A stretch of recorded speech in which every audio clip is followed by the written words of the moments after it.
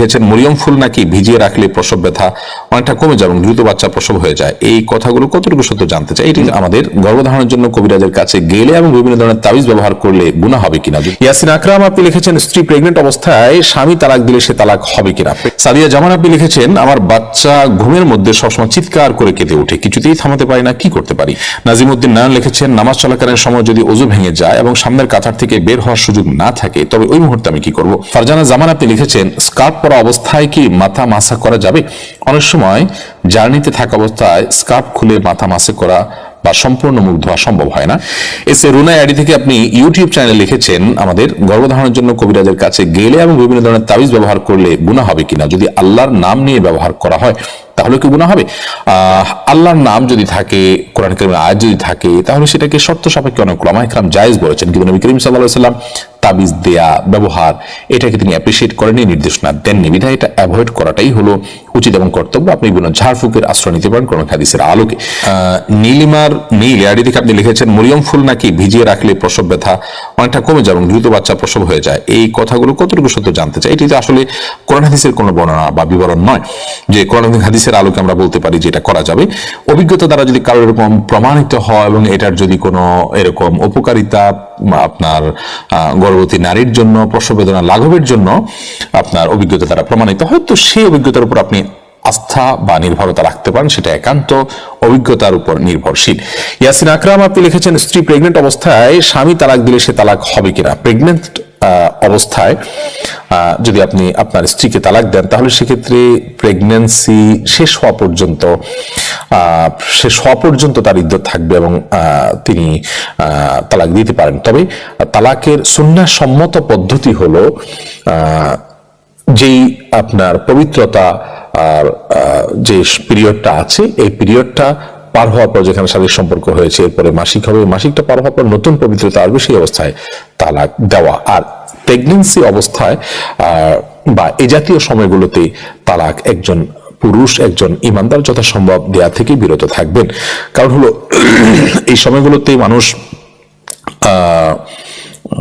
আপনার অনেক সময় দেখা যায় যে স্ত্রীর প্রতি কোনো প্রকার মানে তার টান নেই, আকর্ষণ নেই, তারপর আপনার এই জাতীয় কারণে অনেক সময় তালাক হয়ে যায়। তো সেই বিষয়টিকে মাথায় রেখে আপনার এই গর্ভবতী অবস্থায় বা এমন কোন অবস্থাতে তালাক দেয়া থেকে যথাসম্ভব আপনার অ্যাভয়েড করা উচিত, বাট যদি কেউ দেন তাহলে তালাক হবে।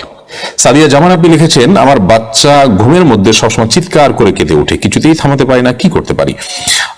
আপনার বাচ্চা অতিরিক্ত চিৎকার করে, অস্বাভাবিক চিৎকার করে কেঁদে ওঠে, এটি দুষ্ট শয়তানের খোঁচাখুচি বা দুষ্ট জিনের উপদ্রবের কারণে হওয়ার আশঙ্কা অনেক বেশি।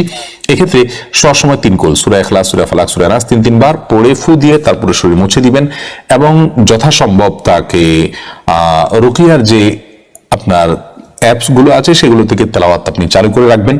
আশা করা যায় ইনশাআল্লাহ বাচ্চা কিছুটা হলে ভালো ফিল করবে। নাজিমউদ্দিন নারায়ণ লিখেছেন নামাজ চলাকালীন সময় যদি ওযু ভেঙে যায় এবং সামনের কাতার থেকে বের হওয়ার সুযোগ না থাকে তবে ওই মুহূর্তে আমি কি করব।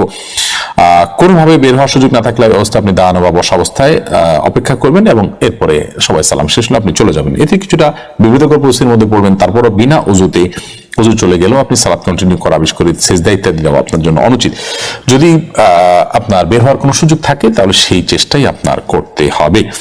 মোহাম্মদ হোসেন লিখেছেন পায়ের উপর পরা জায়েজ আছে কিনা। মেয়েরা পায়ের উপর পড়তে পারেন, তবে নূপুর এরপরে বাহিরে গিয়ে অন্য পুরুষের সামনে প্রদর্শন হয় বা তাদের আকৃষ্ট করা হয় এরকমটি করা তাদের জন্য জায়েজ নয়।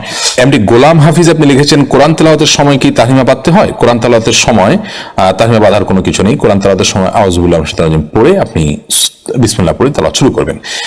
যেমন আমাদের স্কুলে অ্যাসেম্বলির সময় কোরআন তেলাওয়াতের সময় তাহরিমা বাঁধতে, ও আচ্ছা আপনি হাত বাঁধার কথা বলছেন যে এইভাবে হাত বেঁধে রাখতে হয় কিনা, না মোটেও জরুরি না, আপনি স্বাভাবিক অবস্থায় থাকবেন।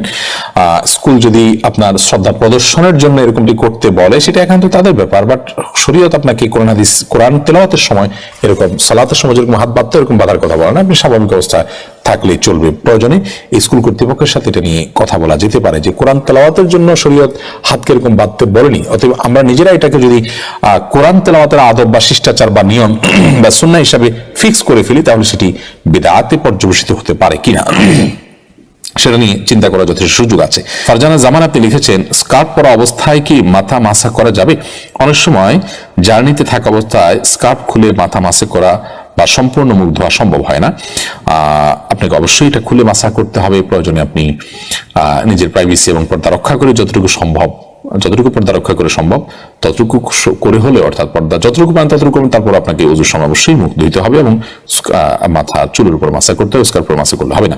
আব্দুল হাদি আপনি লিখেছেন, জামাতে নামাজ পড়ার সময় পাশের ব্যক্তি অসুস্থ হয়ে পড়লে নামাজ ছেড়ে দিয়ে তাকে ধরা যাবে নাকি আগে নামাজ শেষ করতে হবে?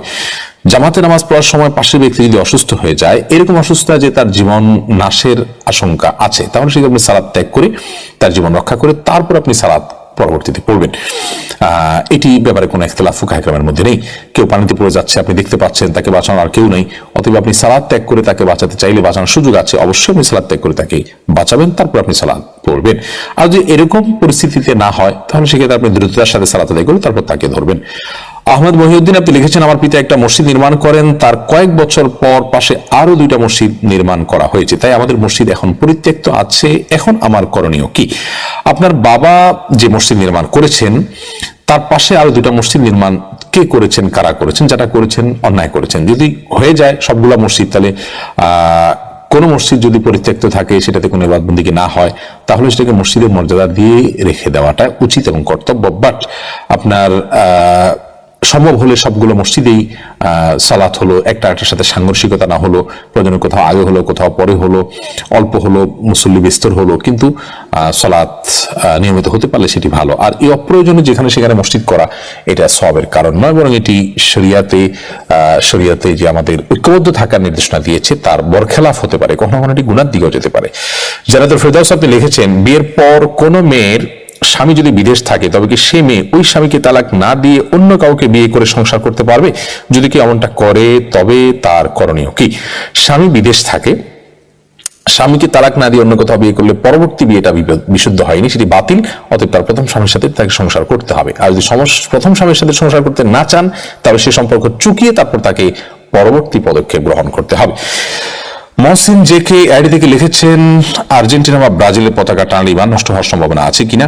এর ফলে সরাসরি তো ইমান নষ্ট হয়ে যাবে না, সরাসরি তো কাফের হয়ে যাবে না, কিন্তু ইমান ভোতা হবে এবং দুর্বল হবে, এবং অমুসলিমের প্রতি ভালোবাসা, ভক্তি এবং তাদের প্রতি আপনার যে টান তৈরি হচ্ছে সেটি আপনার ইমানের জন্য ক্ষতিকর। এটি আস্তে আস্তে ইমানকে দুর্বল করে দিবে, ইমানের যে তেজ আছে সেটিকে কমিয়ে দিবে এবং ইমানের চেতনা আপনার মধ্য থেকে দূর হয়ে যাবে।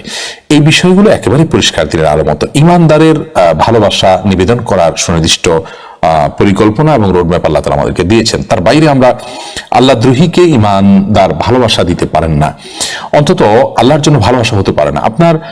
আপনার মায়ের সতীত্ব নিয়ে কেউ প্রশ্ন তোলেন, সেই ভদ্রলোককে তার কোনো ক্ষেত্রে পারফরমেন্স যত ভালোই থাকুক না কেন, আপনি তাকে কখনো ভক্তি অন্তত করবেন না।